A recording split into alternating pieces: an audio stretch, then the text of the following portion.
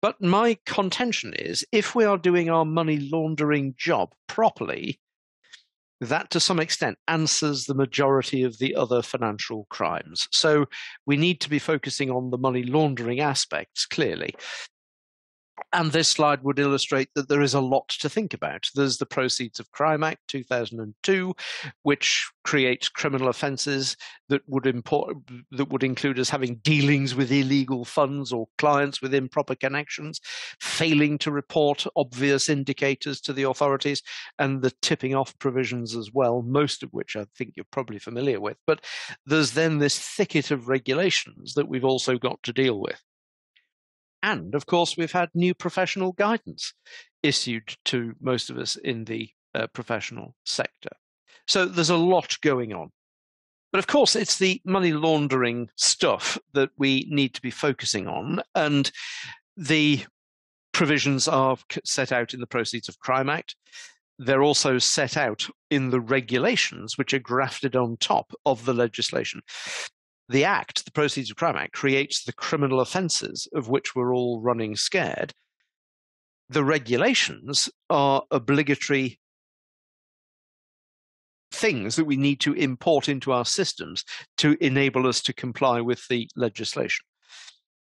We had the regulations back in 2017. They were amended in 2019. They were amended again after we left the EU in 2020.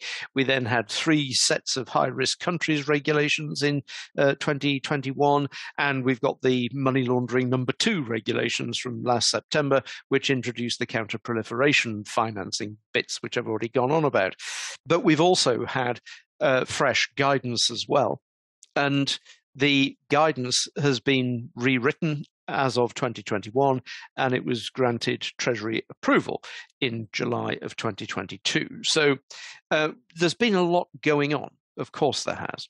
Estate agents are those carrying on activity within the meaning of the Estate Agents Act of 1979 in the sale or acquisition of an interest in land. And letting agents are those who act for landlords or tenants, doesn't matter which side, in renting out property for more than a month and at a rent of €10,000 or more per month. There are exemptions for mere advertisements and platforms which enable people to talk to one another and settle their own matters. That's not letting agency by definition.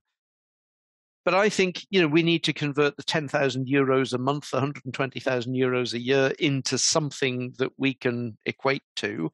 And I think £100,000 a year is possibly a bit too high given the current exchange rate. So I would suggest anything between £75,000 and £90,000 a year is the kind of cut-off point. But as you can see from that, it is only the larger lettings that I think are caught.